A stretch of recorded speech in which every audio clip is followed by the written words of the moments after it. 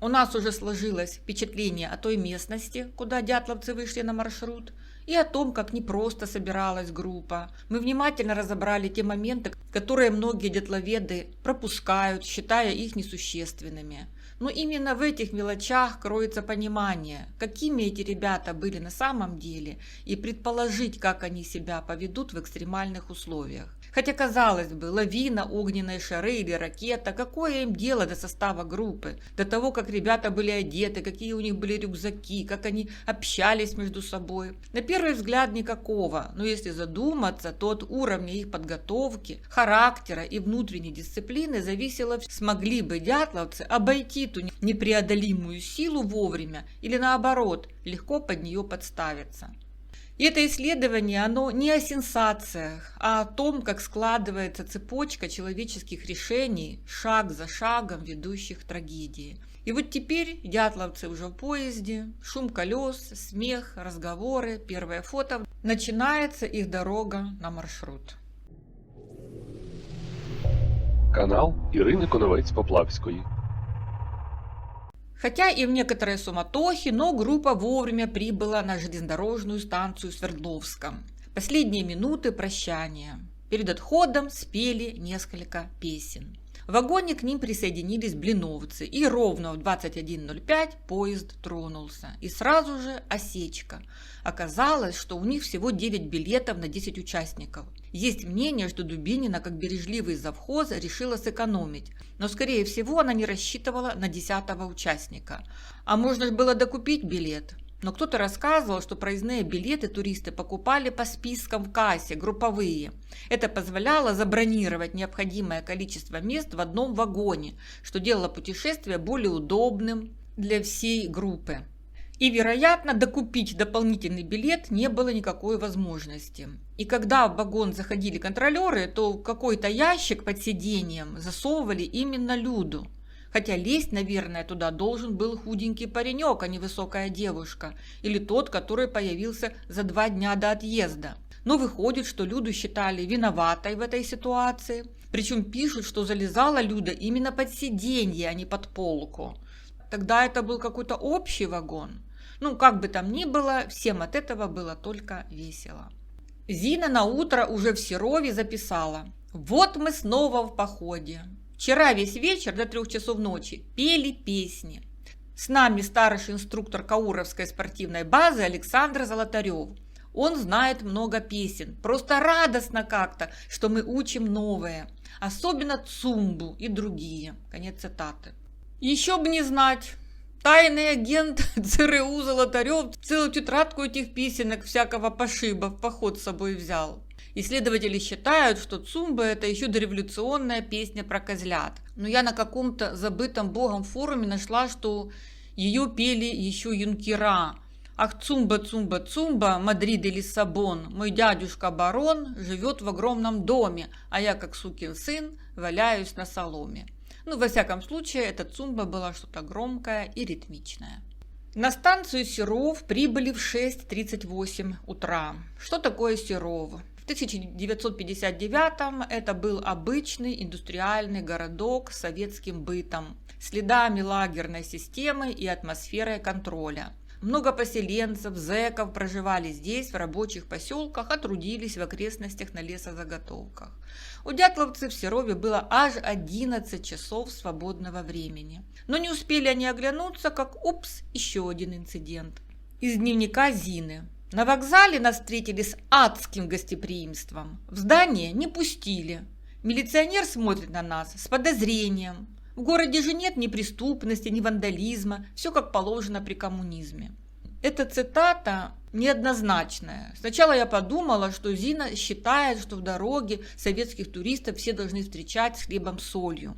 В коммунистическом городе Серове нет ни преступности, ни вандализма, а какой-то несознательный вокзальный милиционер имеет наглость смотреть на этих прекрасных свердловских гостей с подозрением. Но когда вчиталась, то поняла, что эта фраза сквозит иронией. Типа в Серове нет же ни преступности, ни вандализма, все как положено при коммунизме, а милиционеру нечего больше делать, как цепляться к безобидным туристам. А дело в том, что ситуацию усугубил Кривонищенко. Он пошел по станции с протянутой шапкой, распевая песни. Как объяснил потом Юдин, для Юры Кривонищенко это был очередной прикол. У него это было от радости общения с группой, с друзьями, которых он давно не видел. У него это бурлило, выдумки всякие. И он пошел собирать деньги не из-за денег, а из-за хохмы. Советские подозрительные милиционеры тут же на станции его повязали, увели к себе в участок и обвинили в мошенничестве. До сведения гражданина Кривонищенко сержант донес, что правилами параграфа 3 запрещены любые действия, нарушающие покой пассажиров. Юру пришлось спасать, но этот эпизод тоже рассмешил дятловцев. В Серове они попросились остановиться в 41-й школе, и там их встретили, наконец, с распростертыми объятиями. Растроганные дятловцы воспользовались случаем и провели урок популяризации туризма, а после обеда занялись снаряжением. Дальше цитируем Юдина, а я поясню, что в Серове был аэропорт, но стюардессам приходилось подрабатывать также и уборщицами в школах. В школе около вокзала нас тепло встретили. Стюардесса, она же уборщица, вскипятила воду и помогла нам со всем необходимым для подготовки к походу. У нас целый день свободен. Мы хотим съездить в город, посетить музей природы или съездить на завод. Но слишком много времени уходит на раздачу снаряжения и его чистку. В перерыве между первой и второй сменами в школе мы организовали встречу с учениками. Класс был полон любопытных детей. Золотарев: «Дети, я вам сейчас расскажу. Туризм это дает». Все затихли, притихли, заняты. Колмогорова: «Тра-та-та-та-та, как тебя зовут? Где ты был? Здорово, ты ночевал в палатках?» Продолжала она. Вопросам не было конца. Пришлось объяснять и показывать каждому ребенку все, от фонариков до палаток. Им очень понравились наши рассказы и вещи, и они очень к нам привязались. Время пролетело до 6 вечера в компании наших новых юных друзей. Дети так привязались, особенно к Зине, что расставались со слезами. Конец цитаты. То есть свободное время дятловцы посвятили докладу, как у них записано в целях и задачах маршрутного листа. И не только дятловцы так проводили свободное время. Еще советские туристы ходили на экскурсии.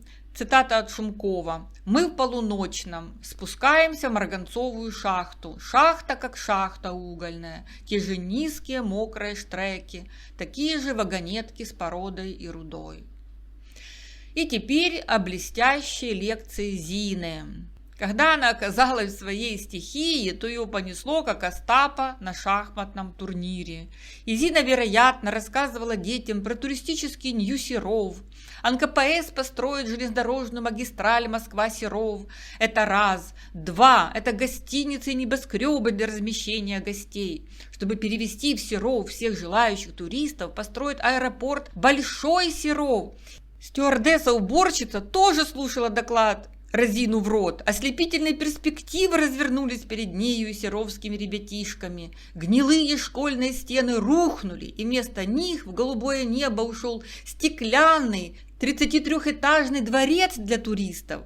В каждом его зале, в каждой комнате и даже в проносящихся пулей лифтах ходили туристы в пуховиках с рюкзаками Deuter Aerocontact Core. Мраморные лестницы не спадали в речку Какву. На реке стояли океанские пароходы, по фуникулерам поднимались в город мордатые иностранцы, туристические леди и завидующие серовцам москвичи, ленинградцы и сибиряки. Если вы думаете, что я сильно преувеличиваю, то нет. Потому что, по словам Юдина, прошло 2 часа, и дети никак не хотели нас отпускать. Они пели друг другу песни. Вся школа провожала нас на вокзале. Все закончилось, как и ожидалось. Когда мы уходили, дети кричали и плакали, умоляя Зину остаться с ними. Они обещали вести себя хорошо и хорошо учиться. В 18:30 дятловцы и блиновцы отправились в Ивдель на поезде номер 81, куда прибыли около полуночи. Дубинина опять щемится под сиденьем при появлении контролеров. В поезде очередной неприятный инцидент. Какой-то мужчина обвиняет туристов в краже его бутылки водки. Вмешалась милиция и обвинителя вывели из поезда. Всем опять страшно весело. Вот как этот момент описала Дубинина.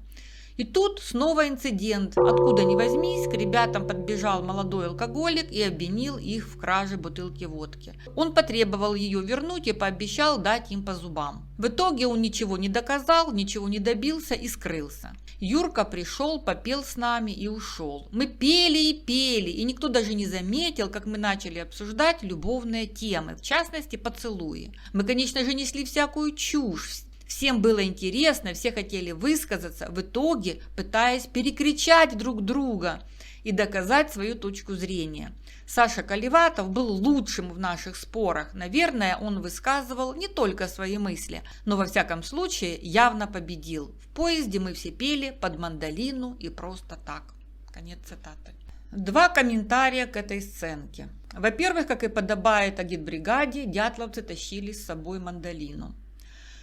Послушаем по этому поводу мнение Бориса Гудкова, руководителя группы, побывавшей на Тартене в 1956 году. Гитару, тем более мандолину, в серьезные походы никто, конечно, не брал. Это было возможно в коротких, развлекательных походах, например, по Селигеру или по Северскому Донцу. Такие у меня тоже случались. Вероятно, наша основная походная группа была не слишком музыкальной. Пели не очень много, обычно сильно уставали к концу дня. Конец цитаты. Во-вторых, вообще-то спортивные туристы во время похода – это существа среднего рода, как и автостопщики. Есть такое негласное правило. На вписках нередко попутчики спят на одной кровати под разными одеялами или в спальниках. А что делать? Что дорога предлагает, тем и пользуются. Бартоломей, когда его к стенке припирали вопросами про эти любовные многоугольники в группе Дятлова, недовольно отвечал: какие симпатии в походах, есть участницы и участники. Это абсолютно верно. Но нафига тогда постоянные базары о любви и поцелуях? В нормальных походах, да, там участники и участницы, но никто не распаляет друг друга беседами о любви и поцелуях. Беседы в основном об окружающем мире и о том, как в нем выжить. И нормальный турист, как и автостопщик, при этом ведет себя очень осторожно. Как только ты вышел на дорогу, все, секи поляну, изучай, кто есть кто, и будь как можно более незаметен. Ты превращаешься в невидимку и обращаешься к местным за помощью только в крайних случаях, потому что это риск, хелперы тебя могут завести куда не надо. А теперь Борис Гудков нам расскажет, какого сорта они вели полемики в его группе. С утра вновь разгорелась дискуссия, на этот раз о том, справедливы ли льготы, даваемые при поступлении в институт спортсменам, о связи с этим и вообще о месте спорта в жизни. Утренние споры вошли у нас в традицию. Конец цитаты. Таким образом, дятловцы получили уже 2 звоночка, как реакцию на их слишком шумное поведение. От милиционера в Серове и от этого мужчины, как его назвали, алкоголика. Вряд ли он бы к ним прицепился, если бы не видел это всеобщее возбуждение и веселье. Напомним, что у дятловцев впереди длительное и сложное лыжное путешествие по горной местности, около 350 километров с преодолением 2 горных вершин, а также со значительными физическими и бытовыми трудностями в суровых зимних условиях Северного Урала. И подтверждаются опасения, которые мы высказали в предыдущей серии. 2 девушки, Дубинина и Колмогорова, кардинально изменили баланс группы.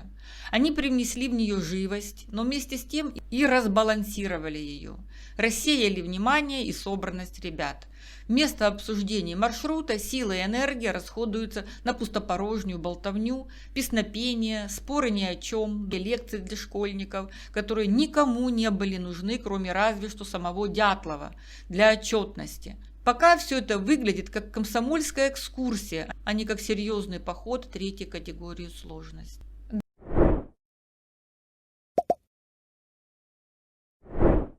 Далее дятловцы встали на станции Ивдель-1 в половине 6 утра, быстро собрались и с первым же автобусом выехали в Ивдель. Через час ожидания им удалось захватить автобус типа ГАЗ-51, 25-местный автобус вынужден был вместить в себя полных 25 туристов с блиновцами и плюс к этому 20 рюкзаков, набитых до отказа, и столько же пар лыжи. Получилось до потолка. Нижние сидели на сиденьях, на куче лыж, на рюкзаках. Пассажиры второго этажа сидели на спинках сидений, находя места для ног на плечах товарищей. Было тесно, но не настолько, однако, чтобы не петь, что и делалось почти всю дорогу до Вижая. Люда пишет: ехали в 3 этажа, Колька Тибо так упирался своим телом в потолок. Опять, конечно, пели. Голос я уже совсем пропела. 25 января приехали в Вижай, сначала заехали в клуб, потом их кто-то отвез в гостиницу. Весь вечер говорили о любви, о дружбе, счастье, о танцах и прочем и так далее. В Вижае со слезами на глазах дятловцы распрощались с группой Блинова. Настроение резко испортилось. На прощание Люда спела с Зиной и Женей «Если бы не твои глаза». Если были глаза не такие синие, а над ними бровей не такие линии, все равно полюбил без конца и края. А за что, а за что, а за что, не знаю. Если бы губы твои и не были медовые, не слетали с ресниц огоньки бедовые, все равно полюбил без конца и края.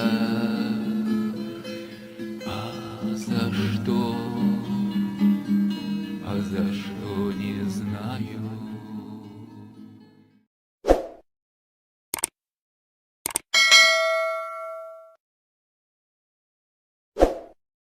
И вот первый признак, что бесконечная пустопорожняя болтовня утомила, в частности, Люду Дубинину. Она записывает в дневнике: во время еды опять возникла дискуссия о правах мальчишек и девчонок, о свободе и так далее. По-моему, такие дискуссии ни к чему не приводят. Так просто, для отвода души. Какого отвода души? Что так угнетало души дятловцев, что они разряжались в этой трескотне? А теперь обратимся к свидетелям. Какими они увидели дятловцев? 53-летний Ремпель Иван Дмитриевич, лесничий Вижайского лесничества. Проживал в поселке Вижай, а до этого был заключенным Ивдаль Лага. Ремпель показал: 25 января ко мне, как к руководителю лесничества, обратилась группа туристов, которые показали свой маршрут движения и попросили получить консультации, как лучше им попасть на гору Атартен. Просили ознакомить их с нашим планом той местности, куда они пойдут. Когда я ознакомился с их маршрутом, то высказал свое мнение, что в зимнее время идти по Уральскому хребту опасно, так как там имеются большие ущелья, ямы, в которые можно провалиться, и кроме того, там свирепствуют сильные ветры, сносят людей. Это опасение я им высказал потому, что мне этот район Уральского хребта известен со слов местного жителя. Сам я там не бывал. На мое высказывание они ответили, что это для нас будет считаться первым классом трудностей. Тогда я ответил, что сначала надо его пройти. Конец цитаты. И добавим, что до этого советские туристы на Атартен зимой не восходили, и Дятлов хотел быть первым. И предупреждение он получил не только от Ремпеля, а и от летчика Патрушева и других неизвестных местных жителей, которые видели всю ту витающую над группой легкомысленность и странного руководителя, упертого парнишку, который не прислушивается к их советам. «А, нам чем труднее, тем лучше!» На все эти предупреждения отвечал им Дятлов. И тут такой вопрос: а можно ли было из Вижая повернуть назад? Можно, почему нет? Это если бы дятловцы самостоятельно организовывали свой поход. Но их же туда послала турсекция с целями и задачами из 4 пунктов. Что они скажут Масленникову? Что им Ремпель отсоветовал штурмовать Тартен зимой? Что они испугались трудностей? Что Ремпелю какие-то суеверные местные старожилы рассказывали о случаях гибели людей при переходе через Уральский хребет? Это все было невозможно в тех условиях. Вперед и только вперед. 26 января выехали из Вижая на открытой машине ГАЗ-63 только в 13:10, а в 41-й квартал приехали в 16:30. Юдин отметил в дневнике.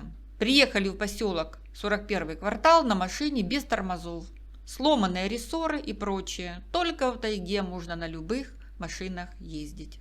Конец цитаты. Намерзлась группа в дороге страшно. Тем не менее, пока ехали, пели песни, дискутировали на разные темы. От темы о любви и дружбе до проблем раковых заболеваний и их излечения.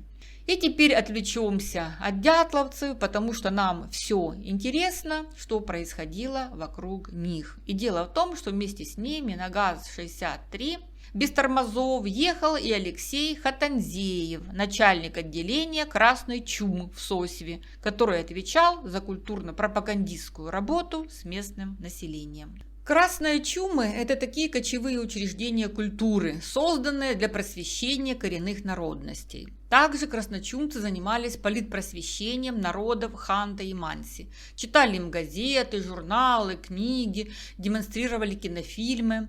А основной их целью считалась ликвидация безграмотности. И тут вопрос, какой безграмотности? А что, разве у Манси была письменность? Мы видели их письменность на деревьях. Вот их письмена, которые их вполне устраивали. На самом деле цель красных чумов состояла в русификации ханты-мансийского народа и формировании из них советских людей. Ликвидация так называемой безграмотности состояла в том, чтобы создать письменность для Манси, и советские ученые до 1937 пытались это сделать, используя латиницу, потому что язык Манси финно-угорский, и латинский алфавит им подходил больше всего. В 1932 вышел в свет первый букварь на основе латинской графики для мансийских детей. Ученые были уверены, что именно на основе латинской графики более точно передается специфическое звучание языков народов Севера. И вот мы видим статью на мансийском языке на основе латиницы, и всем партийным руководителям округов вменялось внедрять этот алфавит в школах. Но в 1937 начались репрессии североведов. Профессуру Института народов Севера и их информантов-северян сослали в Сибирь, и оттуда они уже не вернулись.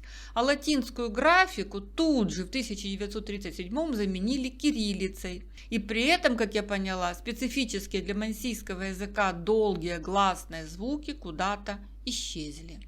Кстати, манси переводится как «мужчина». Ничего не напоминает? Man. Hi, man.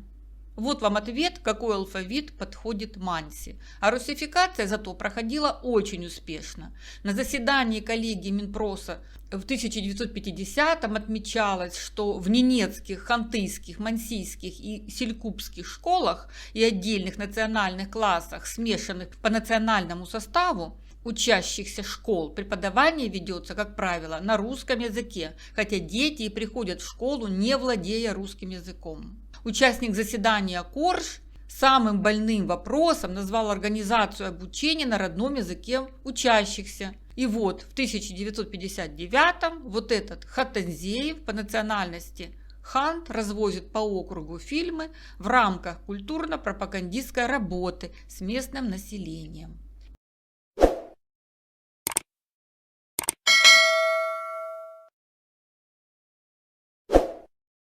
На 41-м квартале дятловцев тепло и очень гостеприимно встретили рабочие. Быстренько разместились и сразу побежали смотреть кино. Я не поленилась и выяснила, что в 1959-м в Свердловске было множество кинотеатров. Самый главный – Октябрь, бывший Колизей в центре города. А в 50-е в Свердловске открыли еще 6 кинотеатров. 4 из них – Урал, Заря, Знамя и Искра – разместились на первых этажах жилых домов. Еще 2 – Родина и Мир – были отдельно стоящими объектами.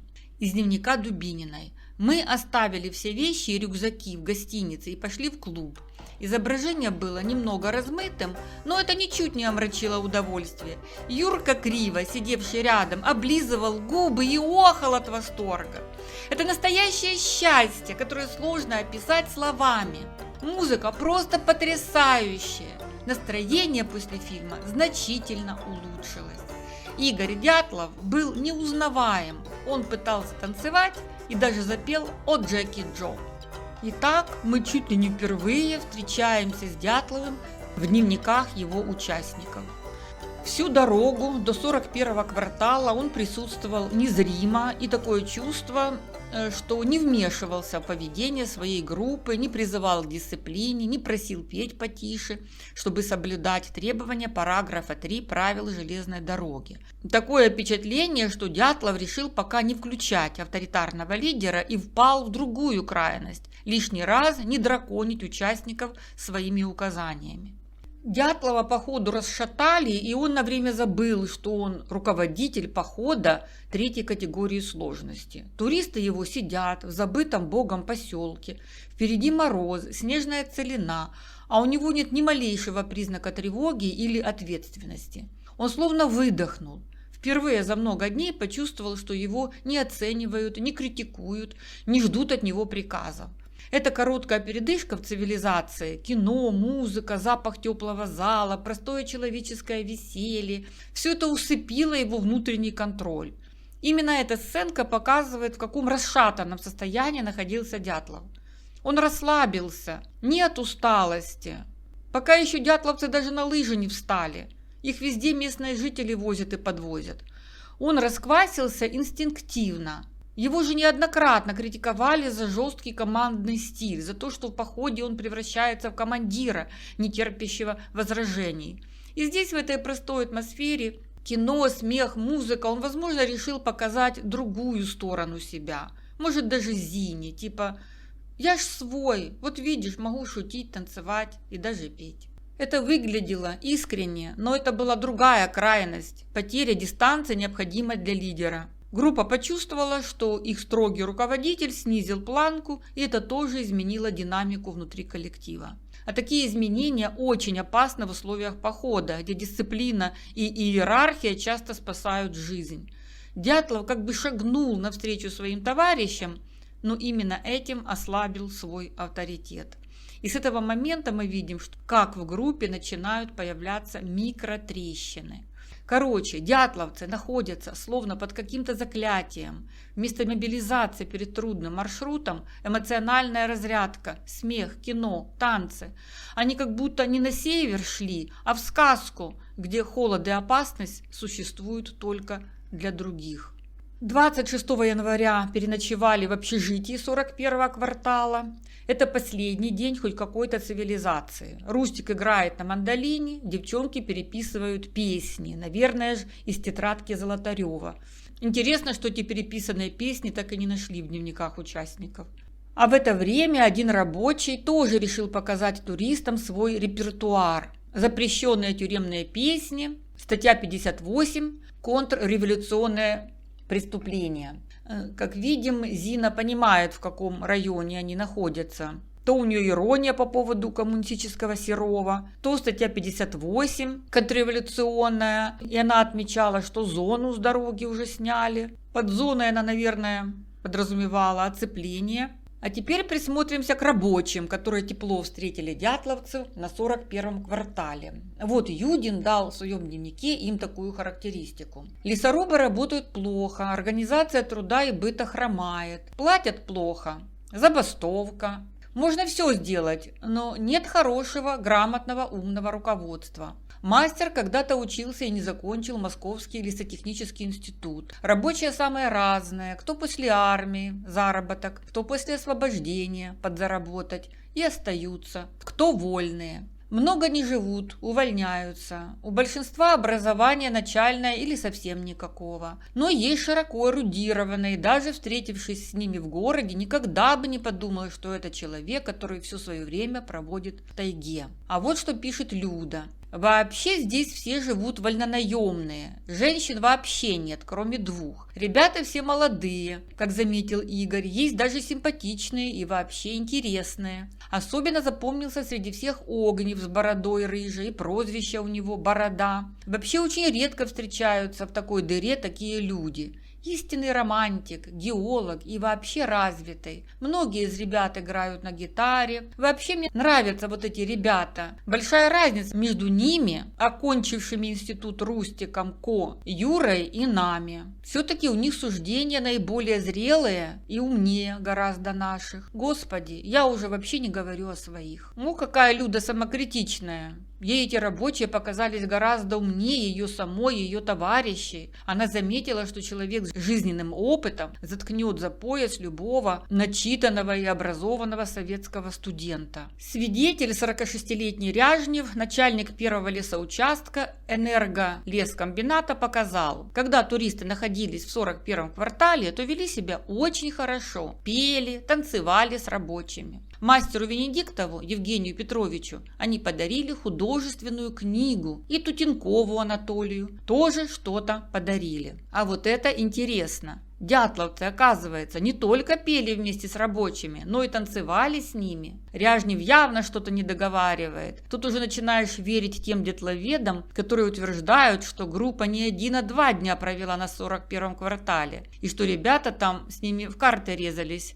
с заядлым картежником Огневым. Таи Ряжнев утверждал на допросе, что туристы провели на 41-м квартале 2 ночи. А Юдин признался, что они там с рабочими пели, плясали, говорили до утра, и при этом доказывал, что все это всухую, чисто на кураже. Это как-то не сходится с записью в дневнике Люды Дубининой. После кино все очень устали и захотели спать. С Зиной расположились на кровати с панцирной сеткой. Мечта. А ребята все на полу. Настроение плохое и, наверное, будет еще 2 дня.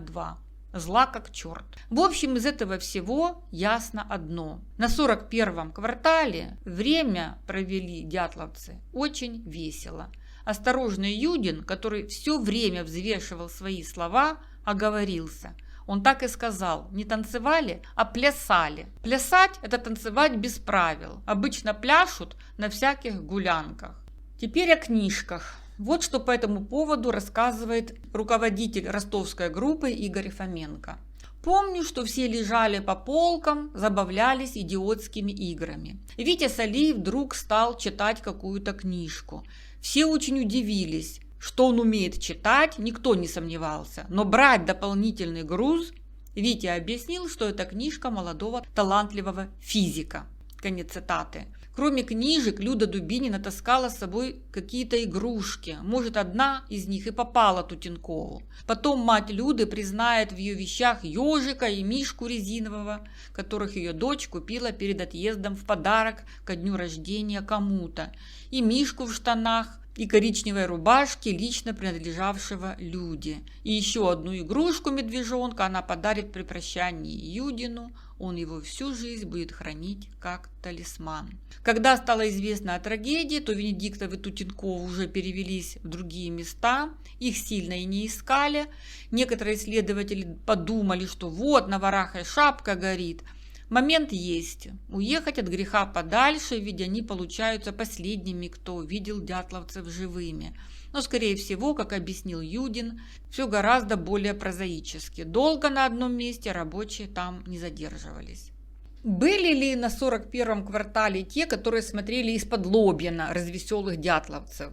Были ли те, кто считал их бездельниками и кого они тупо раздражали? Были, и не только на 41-м квартале, а и в Вижае, и в Серове, и в Ивделе. Но это не значит, что злобные матерые зэки на лыжах перлись за ними из Вижая, чтобы убить. А потом, когда доблестные советские милиционеры их поймали, то они указали место в ручье, как это сочинил некий юрист Заславский. И вот на этом самом месте Юрий Юдин, взвесив все за и против, объявляет, что он дальше не идет, ссылаясь на седалищный нерв. О чем он думал в тот вечер, он записал в своем дневнике. Это были глубокие критические впечатления от просмотренных подряд 3 фильмов. Но нам интересно, что Юдин пишет о песнях, которые он наслушался от своих товарищей за всю дорогу от Свердловска. Здесь нет радио, нет никакого порядка, но люди есть люди везде, читают, что есть под руками, и как поют, тихо, от души. Песни старые, которые мы забыли и никогда не знали. Здесь они. Это так хорошо. Почему мы не поем таких хороших, уже забытых песен? Обязательно надо нам бороться за культуру хорового пения, голоса и менять репертуар, чтобы не было пустых кричащих песенок-побрякушек. Конец цитаты. Кстати, и нервы Зины тоже начали сдавать. На меня как-то ужасно действует музыка за последнее время. Гитара, мандолина и прочее. Конец цитаты. Зина уже начинает понимать всю неуместность этого безудержного веселья перед ответственным походом. Итак, 41-й квартал стал для группы Дятлова границей между двумя мирами. Миром песен и человеческих голосов и миром безмолвной, равнодушной природы. Здесь еще звучит смех, чувствуется запах свежевыпеченного хлеба, бренчание мандолины, и кажется, что впереди просто новый день. Но именно здесь дятловцы прощаются с привычной безопасностью, даже если сами этого не чувствуют. Юдин уже сделал свой выбор, он возвращается. Остальных ждет холод, ветер и неотвратимая судьба. Канал Ірини Коновець-Поплавської. Но этот наш рассказ был бы неполным, если бы мы не посмотрели, как себя вели другие 2 группы, которые путешествовали в этих местах. Например, гудковцы, которые в 1956-м летом шли через Атартен на запад. Борису Гудкову было тогда всего 20 лет, и вот что он рассказывает. В тех местах, а мы начинали из Вижая, было тогда много лагерей. И в первые дни мы вынуждены были посменно дежурить по ночам с единственной у нас охотничьей одностволкой. Мы слышали, что местное население Манси получало серьезное материальное поощрение за помощь в поимке. И только ли в поимке беглых зэков.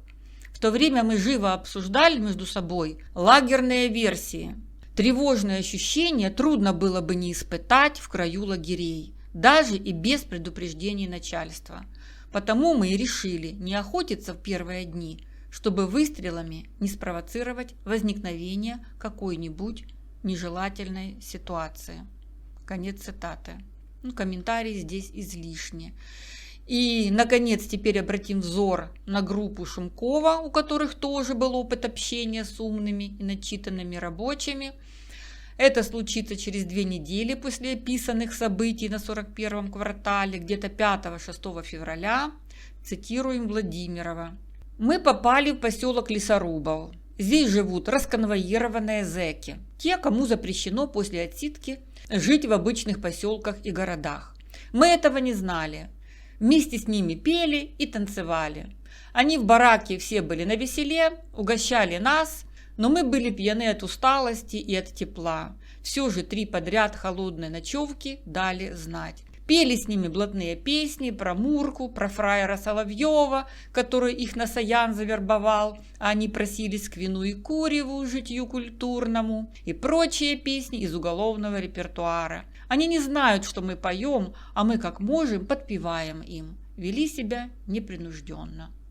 Конец цитаты. Но все эти песни-пляски случились в конце похода.